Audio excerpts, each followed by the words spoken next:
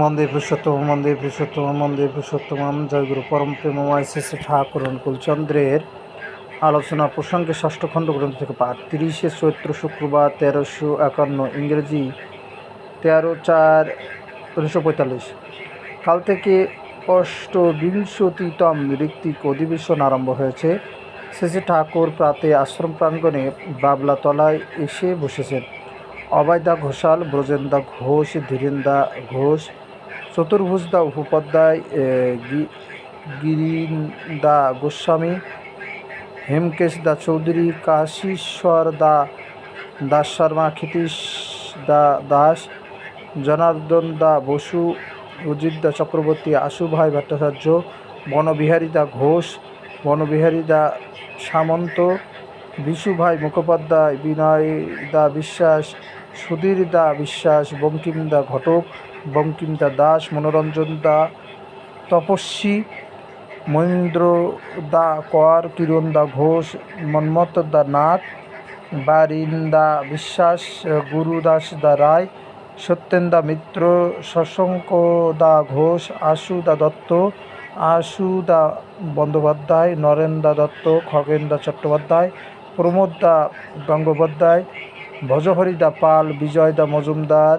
সুনীতি দা পাল, ব্রজেন্দা দাস, বীরেন দা মুহুরী, বিষ্ণু দা বিশ্বাস, সহায় রাম দা নাথ, ধীরাজ দা মুখোপাধ্যায়, দুর্ঝটি দা নিয়োগী, ইন্দু দা বসু, হিরণময় দা মুন্সি, যতীন দা ঘোষ, নরেশ দা অধিকারী, হীরালাল দা চক্রবর্তী, জগদীন্দু দা দত্ত, জিতেন দা রায়, রাধা বিনোদ দা বিশ্বাস, পশুপতি দা দত্ত,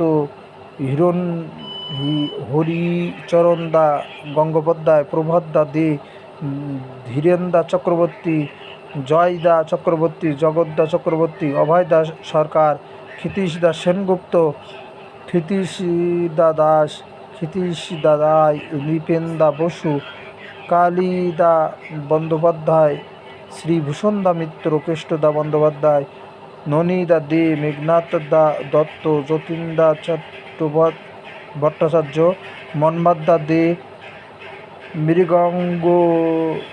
মৃগাঙ্ক দা বেরা, পূর্ণ দা বিশ্বাস, সুরেন দা বিশ্বাস, ননী দা চট্টোপাধ্যায়, নিরোদ দা মজুমদার, ফণী দা মুখোপাধ্যায়, প্রিয়নাথ দা কর্মকার, ফণী দা দে, সুরেন দা ভৌমিক, রজনী দা রায়, শৈলেশ দা বিশ্বাস, শৈলেশ দা বন্দ্যোপাধ্যায়, সন্তোষ দা মুখোপাধ্যায়, কেদার দা বন্দ্যোপাধ্যায়, রমণী দা দাস, সুধীর দা ভট্টাচার্য, শীতল দা চক্রবর্তী, শশাঙ্ক দা দে, রমন দা পাল, সরোজ দা বসু, বিশ্বেশ্বর দা দাস, সতীশ দা চৌধুরী, সুরেন দা পাল, ত্রিপুরারি দা কুণ্ডু, অমল দা দাস, হিমাঙ্গ দা দাশগুপ্ত, অনাথ দা মুখোপাধ্যায়, করুণা দা মুখোপাধ্যায়, সুধীর দা ঘোষ, সন্তোষ দা সেনাপতি, কানাই দা গঙ্গোপাধ্যায়, প্রতুল দা দেব, হরেরাম দা চক্রবর্তী, সত্যদা দে, প্রফুল্ল দা চট্টোপাধ্যায়, গোকুল দা নন্দী, সুরেন দা মোদক, হরপ্রসন্ন দা মজুমদার, সত্য দা দত্ত, যতীন দা নাথ, ননী দা সরকার, গঙ্গা দা মিত্র, ভোলানাথ দা সরকার, যুগল দা রায়, জীবন দা মান্না, হেম দা মুখোপাধ্যায়, নরেন দা মিত্র, রবীন দা বন্দ্যোপাধ্যায়, শৈলেন দা ভট্টাচার্য, যামিনী দা রায়চৌধুরী, সুশীল দা বসু, আশু দা জোয়ারদার, বাসুদেব দা গোস্বামী, বিপিন দা সেন, ভূপেশ দা গুহ, ক্ষিতিন দা বর্মন, যোগেন দা সরকার, ধীরেন দা ভট্টাচার্য, বিভু দা বন্দ্যোপাধ্যায়, গুরুদাস দা সিংহ, হরলাল দা বৈদ্য, জিতেন দা মিত্র, হীরেন দা ঘোষ, যতীন দা দত্ত, যতীন দা মুখোপাধ্যায়, যতীন দা দাস, যতীন দা গুহ, কান্তি দা বিশ্বাস, জগজ্যোতি দা সেন শর্মা, মধু দা সান্যাল, নিশি দা ভট্টাচার্য, কেশব দা রায়, শিবরাম দা চক্রবর্তী, শশাঙ্ক দা মণ্ডল, শিব কালিদা সাহা, সুধীর দা সাহা, শরৎ দা কর্মকার, গিরিশ দা সেনগুপ্ত, কুমুদ দা দাস পুরকায়স্থ, রোহিণী দা বিশ্বাস, জগদীশ দা রায়, ধীরেন দা তালুকদার, পঞ্চানন দা গঙ্গোপাধ্যায়, সুবোধ দা সেন শর্মা, প্রিয়নাথ দা সেন শর্মা, বলরাম দা ঘোষ, বীরেন দা পান্ডা, নিরাপদ দা পান্ডা, যোগেশ্বর দা সামন্ত, নগেন দা সেন, ক্ষেত্রদা শিকদার, নিখিল দা চট্টোপাধ্যায়, মনোরঞ্জন দা বন্দ্যোপাধ্যায়, চারুদা কিরণ, শ্যামাপদ দা মুখোপাধ্যায়, ষড়ানন্দা ভট্টাচার্য, বনচারীদা মিশ্র, অশ্বিনীদা দাস, দুলালদা নাথ, নির্মলদা ঘোষ, ত্রৈলোক্যদা হালদার প্রভৃতি অগণিত দাদা ও মায়েদের মধ্যে অনেকে শ্রী ঠাকুরকে ঘিরে বসেছেন। নববর্ষ উপলক্ষে এবার বিপুল লোকসমাগম হয়েছে, তাতে শ্রী ঠাকুর খুব খুশি। শ্রী ঠাকুর সহস্যে এবার লোক কম হয়নি, কি কও? শরৎদা কর্মকার, ক্রমাগত লোক আসছে, আরও অনেক লোক হবে। শ্রী ঠাকুর, লোক বেশি হলে আমার খুব ভালো লাগে, তবে আস্তে আস্তে আবার যখন ফাঁকা হয়ে যায় তখন কেবল মনে হয় আবার কবে সবাইকে পাবো। লোকের উপর নেশা আমার কিছুতেই কমে না। যামিনীদা রায়চৌধুরী, আপনি তো দীক্ষা খুব দিতে বলেন, কিন্তু দীক্ষা নিয়েও তো মানুষের তেমন পরিবর্তন হয় না। শ্রী ঠাকুর, দেখতে হয় তোমার নিজের পরিবর্তন হয়েছে কতটুকু। রাতারাতি মানুষ বদলে যায় কমই। বদ্ধমূল অভ্যাস ও সংস্কার মানুষকে সেই দিকেই টানতে থাকে, তার হাত এড়ানো কঠিন ব্যাপার। সেই জন্য যে যেমনই হোক, নিষ্ঠা, আনুগত্য, কৃতি সম্বেক ও শ্রমপ্রিয়তা সমন্বিত যজন যাজন ইষ্টভীতির অভ্যাস ও সংস্কার যাতে প্রত্যেকের মজ্জাগত হয়ে ওঠে, সেদিকে তীব্র নজর দিতে হয়। তখন খারাপ কিছু করলে সে অত্যন্ত অস্বস্তি বোধ করে, নিজের ভিতরে একটা কনফ্লিক্ট, দ্বন্দ্ব বেয়ে যায়। নিজস্ব অভ্যাস ও সংস্কারগুলিকে অ্যাডজাস্ট সুনিয়ন্ত্রিত করা ছাড়া আর উপায় থাকে না। প্রধান জিনিস হলো ইষ্টের প্রতি একটা ভিগোরিয়াস সেন্টিমেন্ট, প্রবল ভাবানুকম্পিতা বুঝিয়ে দেওয়া। সেইটে হলে ভালো মন্দ সব নিয়ে সে চেষ্টা করে ইষ্টকে খুশি করতে, আত্মনিয়ন্ত্রণের একটা গরজ বোধ করে, নইলে শুধু বিচার বিবেচনা হয় না। তোমার যদি ইষ্টের প্রতি একটা অকাট্য টান থাকে, তা তোমার ভিতর দিয়ে অন্যের ভিতর সংক্রামিত হয়ে যাবে। যার ভিতর যেমন যতটা সংক্রামিত হওয়া সম্ভব, এই সংক্রমণের সূত্র হচ্ছে শ্রদ্ধা। তোমার চলন চরিত্র, সেবা, সহানুভূতি লোকের অন্তরে গভীর শ্রদ্ধার উদ্রেক করা চায়।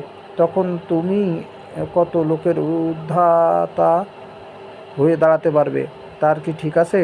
তুমি ব্যথা পাও, তুমি অপছন্দ করো এমনতর কাজ, তখন তারা করতে চাইবে না। ভালোবাসার দায় না পড়লে কি মানুষ ভালো হয়? আশুদা দত্ত, আপনার কাছে যখন কথাগুলি শুনি তখন সব কাজ জলের মতো মনে হয়, কিছুই কঠিন মনে হয় না। কিন্তু যেই নিজের মতো করে করতে যায় সেই সব জটিল বলে মনে হয়। মনটা যেন গুলিয়ে যায়, ভালো করে পথ পায় না। আপনার কথাগুলিও যেন ভালো করে মনে থাকে না। শেষে ঠাকুর, তুমি যদি আমাকে ভালোবাসো, তোমার স্বার্থই হবে অন্যের ভালো করা। আর অন্যের ভালো করা যদি তোমার স্বার্থ হয়, তাহলে দেখবে সমস্যা অনেক সরস হয়ে আসছে। হীন স্বার্থবুদ্ধি নিয়ে, হামবড়াই নিয়ে যতই বড় কাজ করতে যাও না কেন, তা পণ্ড করার প্রধান প্রহৃতি হবে তুমি। তোমার ভিতরের অসঙ্গতির দরুন তুমি কিছুকে বা কাউকে সুসংগত করে তুলতে পারবে না। ওই অবস্থায় মাথা গুলিয়ে যাওয়াই তো স্বাভাবিক। আমার চিন্তাচলনের সঙ্গে যদি তোমার চিন্তাচলনকে খাপ খাইয়ে নিতে পারো, তাহলে দেখবে আমি যা করতে বলি তা করা অতি সাধারণ ব্যাপার। নিজের ভালো সম্বন্ধে, নিজের স্বার্থ সম্বন্ধে তোমাদের একটা বিকৃত বোধ ও প্রচেষ্টা আছে। ওই ভূত যত সময় তোমাদের ঘাড়ে থেকে না নামবে, তত সময় বিফলতা ও হয়রানি তোমাদের ছাড়বে না। আমি বারবার বলেছি, আবার বলছি, যদি নিজের ভালো চাও, নিজের স্বার্থ চাও, তবে পরিবেশের ভালো করো, পরিবেশের স্বার্থ দেখো ইষ্টপ্রাণ অনুবর্তনায়। এই কথাটা যদি তোমরাও মনে প্রাণে বিশ্বাস করো এবং অভ্যাসে আয়ত্ত করো, তখন দেখবে তোমাদের পরিবার, পরিবেশ এমনকি সারা দেশ দ্রুত উন্নতির পথে এগিয়ে যাচ্ছে। প্রমোদ দা গঙ্গোপাধ্যায়। এতে বড় পরিশ্রম করতে হয়, আর যাদের ভালো করা যায় তাদের অনেকেই মন্দ করে। শেষে ঠাকুর, যে পরিশ্রম না করলে নয়, সে পরিশ্রম করাই লাগে। পরিবেশের যদি অবনতির দিকে চলে, আমাদের উন্নতি তাতে ব্যাহত হয় অতখানি। আর কৃতজ্ঞতা স্বভাব যাদের, তারা তো উপকার পেয়ে অপকার করেই। তাই বলে যে পরিবেশকে দেখবে না তা তো হয় না। খেলে খাদ্যবস্তুর ভিতর দিয়ে হয়তো এমন ইনফেকশন সংক্রমণ হতে পারে যাতে হয়তো স্বাস্থ্যের ক্ষতি হতে পারে, কিন্তু তাই বলে কি আমরা খাওয়া বাদ দিই? না খাওয়া বাদ দিয়ে বাঁচা যায়? খাদ্য সম্বন্ধে যতটুকু প্রিকুয়েশন নেওয়া, সাবধানতা অবলম্বন করার, তা নিতে হয়। আবার তা সত্ত্বেও যদি ইনফেকশন সংক্রমণ হয়, তখন তার প্রতিকারের জন্য যা করার তা করতে হয়। যা করণীয় তা করার ধাপে ধাপে আত্মরক্ষার দিকে যথাসম্ভব নজর দিয়ে চলতে হয়। তা সত্ত্বেও যদি বিপদ দেখা দেয়, তা নিরোধ করার মতো প্রস্তুতি আগে থাকতে রাখতে হয়। কিছু লোক উপকার পেয়ে অপকার করবে, এটা ধরেই রাখতে হয়। তাছাড়া যে যত ভালো হোক, কারো জন্য কিছু করে তার কাছ থেকে কোনো প্রতিদান প্রত্যাশা করতে নেই। প্রত্যাশা যদি থাকে আর তা যদি ব্যাহত হয়, তবে মানুষ ক্ষুব্ধ হয়, ক্ষুণ্ণ হয়, মুষড়ে পড়ে, অপরের জন্য কিছু করার প্রবৃত্তি উবিয়ে যেতে থাকে। তাই ওই সব বালায় রাখতে নেই। দেখতে হয় তোমার সব করার ভিতর দিয়ে ইষ্টার্থ ও ইষ্ট প্রতিষ্ঠার সুবিধা কতখানি। সব দিক দিয়ে মানুষগুলিকে করিয়ে নিতে হয়, তাতে তাদেরও উপকার হয়। তা না শুধু সার্ভিস সেবা দিয়ে ছেড়ে দিলে সার্ভিস সেবা নিতে নিতে পাতির্য এসে যায়। ধরো একজনের বিপদে তুমি সাহায্য করলে, অন্যের বিপদে সে যদি শত দায়িত্বে সাহায্য নাও করতে চায়, তবু তার উপর চাপ দিও তাকে দিয়ে কিছু করানো ভালো। কিন্তু সাবধান, কারো জন্য কিছু করেছো বলে সেই অজুহাতে তার কাছ থেকে নিজের জন্য কিছু দাবি করতে যেও না। অবশ্য তোমার নিজের প্রয়োজন হলে যে তার কাছে চাইতে পারবে না তা নয়, কিন্তু তার মধ্যে এমন কোনো ভাব থাকবে না যে তুমি তোমার করার প্রতিদানে তার কাছ থেকে চাচ্ছ। এতে সে যদি সাড়া দেয় তাও ভালো, না দেয় তাও ভালো। তোমার যদি মানুষের জন্য করার অভ্যাস থাকে, যাদের জন্য করো তারা যদি তোমার কিছু নাও করে, তাহলেও পরম পিতার বিধানে তোমার প্রয়োজন স্বতই পূরণ হওয়ার কথা। কিন্তু প্রত্যাশা নিয়ে করলে বিশেষে কিছু হয় না। তোমার স্বভাবটাই এমন হওয়া চাই যে ইষ্ট স্বার্থ প্রতিষ্ঠা কল্প মানুষের ভালো না করেই পারো না, তাতে তোমার যতই কষ্ট হোক। এতে পরিবেশের সব প্রতিকূলতা সত্ত্বেও তুমি গড়পত্তায় উচ্ছল হয়ে চলতে পারবে। একটি দাদা বললেন, ঠাকুর, আমার খাওয়ার উপর খুব লোভ। খেতে বসলেই বেশি না খেয়ে পারি না, আর তার ফলে পেটে খারাপ ছাড়ে না।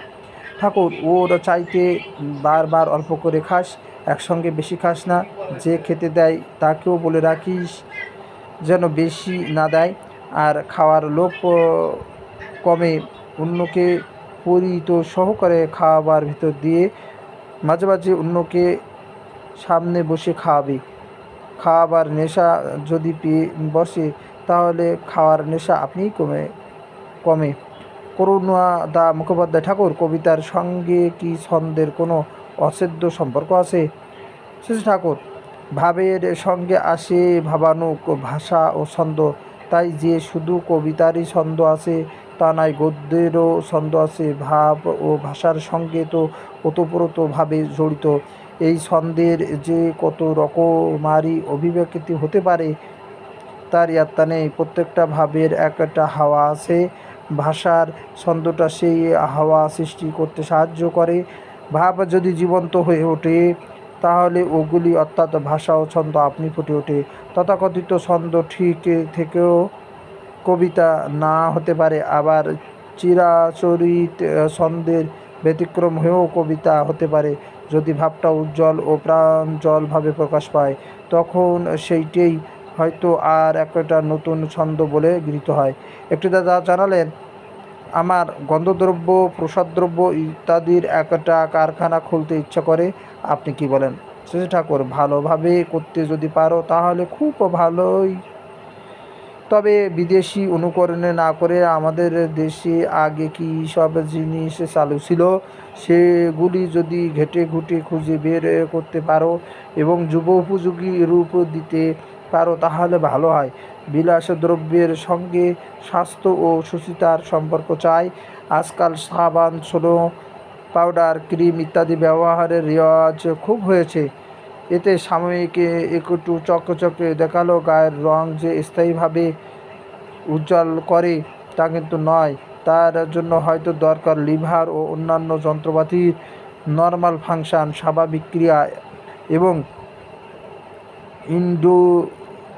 ইন্ডোক্রিন গ্ল্যান্ড, অভ্যন্তরীণ গ্রন্থিগুলির প্রপার সিক্রিশন, উপযুক্ত ক্ষরণ। তাই বাইরের প্রয়োগ যেমন চলবে, সঙ্গে সঙ্গে খাদ্য, ঔষধ, আচার, নিয়ম এমনভাবে করতে হবে যাতে শরীরের দীপ্তি, কান্তি আপনা থেকে বৃদ্ধি পায়। সবটা মিলিয়ে হবে একটা কমপ্লিট সিস্টেম অফ ট্রিটমেন্ট, পরিপূর্ণ চিকিৎসার বিধান। আর সেগুলি হবে ইন্টারফুলফিলিং, পারস্পরিক পরিপূরক। প্রসাদ দ্রব্যগুলির ইনগ্রিডিয়েন্ট সামগ্রী এমন হওয়া ভালো যা শরীরের শোষিত হয়ে শরীর মন সুস্থ দীপ্ত করে তুলতে সাহায্য করে। এই একই রকম প্রসাধন দ্রব্য যে সবার উপযোগী হয় তা কিন্তু নয়। প্রকৃতি ও প্রয়োজন বুঝে প্রসাধন দ্রব্যের রকমারি করা বাঞ্ছনীয়। মাথা খাটিয়ে খাটিয়ে মানুষের প্রকৃত সেবার দিকে লক্ষ্য রেখে যদি করতে পারো, দেখবে পয়সারও আবা হবে না, লোকেরও কতখানি উপকার হবে, আবার তোমারও জ্ঞান, বুদ্ধি ও যোগ্যতা কত বেড়ে যাবে। ব্যবসার নীতিগুলি যা আমার বলা আছে সেগুলি কিন্তু পালন করে চলো। করো, খুব ভালো করে করো। নিজে দাঁড়াও, ৫ জনকে দাঁড় করাও। বহুর পালন পোষণের ধান্দা নিয়ে চলো। ওই আগ্রহই তোমাকে বড় করে তুলবে। সতীশ দা চৌধুরী, সাহস জিনিসটা কি জন্মগত, না এটা ইচ্ছে করলে বাড়ানো যায়? শ্রী ঠাকুর, কেউ কেউ জন্মের থেকে সাহসী ও নির্ভীক প্রকৃতির, আবার কেউ কেউ জন্মের থেকে ভীরু প্রকৃতির। সামান্য কারণেই ভয় পায়, ঘাবড়ে যায়। জন্মগত এই প্রকৃতি বদলানো কঠিন ব্যাপার, তবে অনুশীলন করলে ধীরে ধীরে সাহস বাড়ে। সাহস নানা রকমের আছে। একজন হয়তো একটা মারামারির সামনে এগিয়ে যেতে ভয় পায় না, সেই লোকও হয়তো একটা সভায় বক্তৃতা করতে যে ভয়ে বিচলিত হয়ে পড়ে। আবার যে বক্তৃতা করতে ভয় পায় না সে হয়তো কোনো বিপদের মধ্যে পড়লে ভীত ত্রস্ত হয়ে ওঠে, কী করবে ভেবে ঠিক পায় না। সাহসের সঙ্গে তার সম্মুখীন হতে পারে না। একজন হয়তো পরিশ্রমকে ডরায় না, কিন্তু দায়িত্ব ও ঝুঁকি নিতে ভয় পায়। সেই জন্য এক দিক থেকে যাকে সাহসী বলছো, অন্য দিকে থেকে সে হয়তো ভীরু। আবার এক দিক থেকে যাকে ভীরু বলছো, অন্য দিক থেকে সে হয়তো সাহসী। যার যেদিকে দুর্বলতা, সংকোচ ও ভয় থাকে, কাজের ভিতর ফেলে আশা, ভরসা ও উৎসাহ দিয়ে কৃতকার্যতায় সমীচীন করে তার ওই দুর্বলতা, সংকোচ ও ভয় কাটিয়ে দিতে হয়। মানুষকে খুব রক্ষায় দেওয়া লাগে, মারি ওরি পারি যে কৌশলে এমনতর ভাব সৃষ্টি করে দিতে হয়। মানুষ যদি ভালো আচার্যের হাতে না পড়ে এবং আচার্যের প্রতি যদি খুব সম্বেক না থাকে, তাহলে তার কিনঠ গ্রন্থি কাটে না। এডুকেশন, শিক্ষা মানে কতকগুলি বই পড়া নয়, আচার্যের নির্দেশ মতো চলা করা। তার ভিতর দিয়ে কমপ্লেক্স প্রবৃত্তিগুলি অ্যাডজাস্টেড নিয়ন্ত্রিত হয়, দুর্বলতা ও অপারগতাগুলি কাটতে থাকে। মানুষ তার সম্ভাব্যতা অনুযায়ী নানা দিক দিয়ে দক্ষ হয়ে ওঠে। তাই এই দীক্ষাই হলো শিক্ষার মূল। তবে একটা কথা মনে রেখো, সাহস মানে কিন্তু হঠকারিতা নয়। বোধ, বিচার, বিবেচনা, কৌশল, পরাক্রম, আত্মবত্যায়, ভয়শূন্যতা, এই সবই তার সঙ্গে জড়ানো। প্রকৃত সাহসী যে, সে অন্যের ভিতরেও সাহস সঞ্চার করে দিতে পারে। একটি দাদা বললেন, ঠাকুর আমার ডায়াবেটিস, বহুমূত্র, বহু রকম ওষুধ করলাম, কিছুতেই উপকার পাচ্ছি না। শ্রী ঠাকুর, পেরিকে দেখালে হয়। পেরির কাছে আমার অনেক সময় অনেক রকম কওয়া আছে, আর খাওয়া দাওয়া খুব সাবধানে করতে হয়।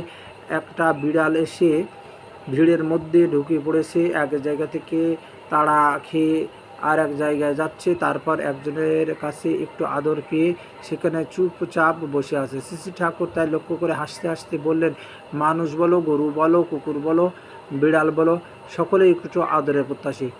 বিড়াল তার সবার কাছে তাড়া খেয়ে ওর কাছে এসে নিশ্চিন্তে বসেছে, ভেবেছে এই আমার নিরাপদ আশ্রয়, তাই নড়াচড়াটি নেই। যোগেশ্বর দাস সামন্ত, আপনি তো বলেন কারো কাছে কোনো প্রত্যাশা না রাখতে। শ্রী ঠাকুর সাহসে, ও কথা কি বলি সাধে, প্রত্যাশা রেখে যদি প্রত্যাশা পূরণ না হয় তাহলে বড় কষ্ট। তবে প্রীতি প্রত্যাশা কি মানুষের যায়? তা যাক বা না যাক, পূরণ হোক বা না হোক, আমি ভাবি আমার কাছ থেকে অন্যের প্রীতি প্রত্যাশা যা তা যেন যথাসম্ভব পূরণ করে চলতে পারি।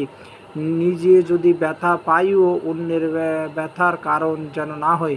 একটা দাদা বললেন, আমার বাবার ইচ্ছে যে গ্রামের সবার সুবিধার জন্য ভালো দেখে একটা পুকুর কাটে, কিন্তু আমার মনে হয় পুকুর কাটলেও পুকুরের জল ঠিক রাখার মতো শিক্ষা গ্রামের লোকের নাই। তাই ওই টাকা দিয়ে বরং কয়েকটা টিউবওয়েল, নলকূপ গ্রামের বিভিন্ন জায়গায় করে দিই। কী করলে ভালো হয়? শ্রী ঠাকুর, বাবার ইচ্ছে পূরণ করাই লাগে। জলাশয় প্রতিষ্ঠা একটা পরম পুণ্যকর্ম। পুকুরের জল যাতে নষ্ট না করে সেদিকে লক্ষ্য রাখা লাগে। আর পুকুর ও টিউবওয়েল দুই যদি করতে পারো আরও ভালো হয়।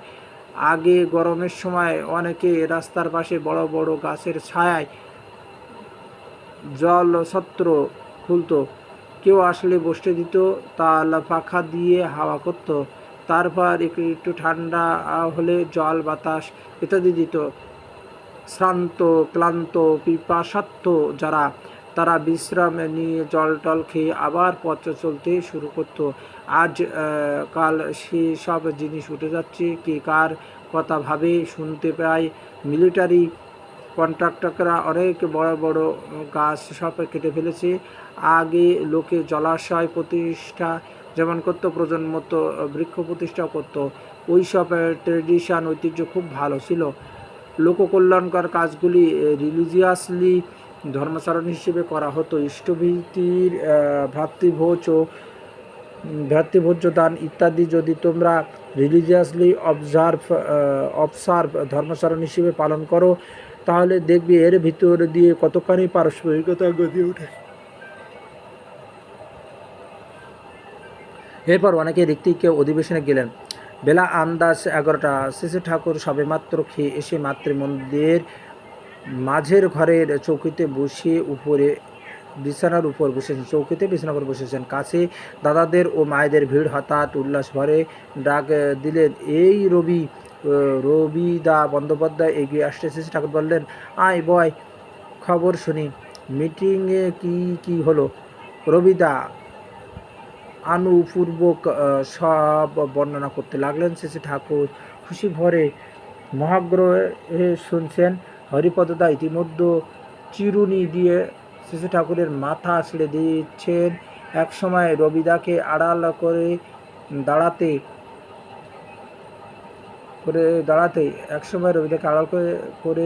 শ্রী ঠাকুর বললেন, তুই এক মহা বেরসিক। হরিপদদা লজ্জিত হয়ে অন্য পাশে সরে দাঁড়িয়ে তাড়াতাড়ি মাথা আঁচড়ানো শেষ করলেন। শ্রী ঠাকুর হঠাৎ ডান হাতখানি বাড়িয়ে দিয়ে নাটকীয় ভঙ্গিতে বললেন, আমি মানুষ খুঁজি, আমার একটা মানুষ দেবে? পরক্ষণেই আপন মনে আবৃত্তির সুরে বলতে লাগলেন, তীরের সঞ্চয় তোর পড়ে থাক তীরে, তাকাসনে ফিরে, সম্মুখের বাণী নিক তোরে টানি মহাস্রোতে, পশ্চাতের কোলাহল হতে অতল আধারে আকুল আলোতে। চুনিদাকে দেখে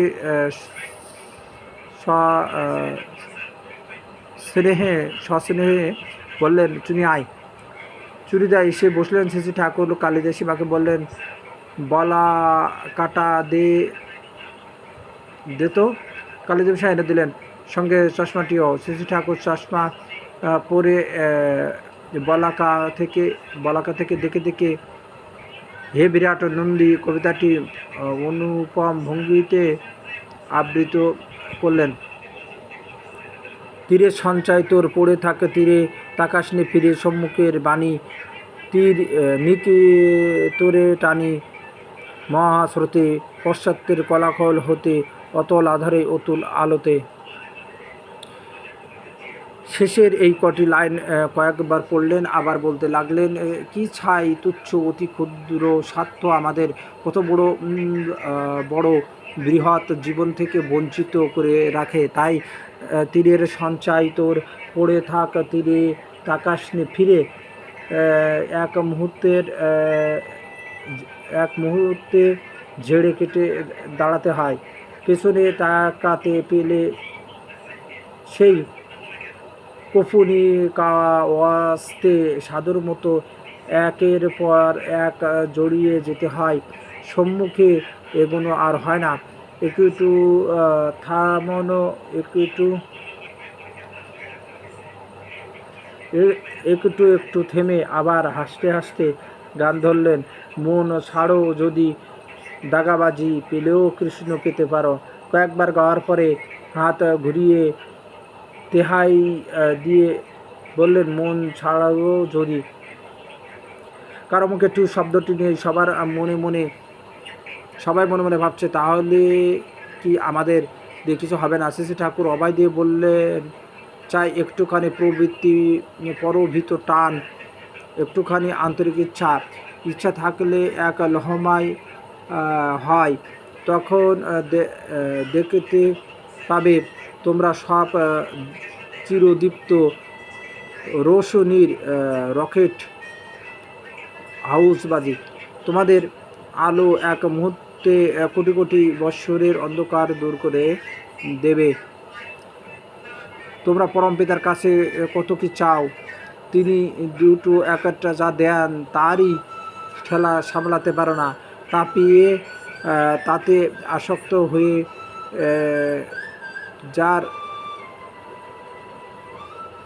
যার দয়ায় পাও তাকে ভুলে যাও। তিনিও দেখেন নোলাসুসি নিয়ে বেশ ভুলে আসে, তাই আর ঘাটান না। দাঁড়িয়ে দাঁড়িয়ে মজা দেখেন। তখন হয়তো আরও চাও, তা হয়তো দেন, কিন্তু তাতে তোমার লাভটা কি? তোমার ভাবটা হওয়া উচিত, আমি কিছু চাই না, আমি চাই তোমাকে, কেবল তোমাকেই আমি চাই। তোমার যা কিছু, তার জন্য তোমার কিছু যদি তার কাজে না লাগে, বরং তার থেকে তোমাকে দূরে সরিয়ে দেন, তা দিয়ে তোমার কি হবে? শ্রী ঠাকুরের ঘুমের সময় হয়ে এলো বলে আস্তে আস্তে সবাই বেরিয়ে পড়লেন। বন্দে বিশুদ্ধ, বন্দে বিশুদ্ধ, বন্দে বিশুদ্ধ, জয়গুরু।